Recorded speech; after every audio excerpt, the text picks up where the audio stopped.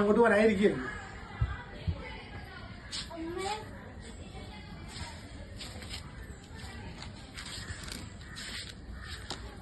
ചേട്ടാ കുറച്ചും കൂടി സാവകാശം തരണം. പൈസ ഒന്നും വന്നിട്ടില്ല, അതുകൊണ്ടാ.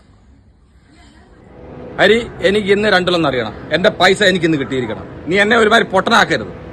ഈ പഞ്ചായത്തിൽ ആരും നിനക്ക് പൈസ തരായിരുന്നപ്പോ ഞാൻ നിനക്ക് പൈസ തന്നതാ. എനിക്ക് ഇന്ന് എന്റെ പൈസ കിട്ടിയേ അല്ല ഇന്ന് രണ്ടിലൊന്നും നമുക്ക് തീരുമാനിക്കാം.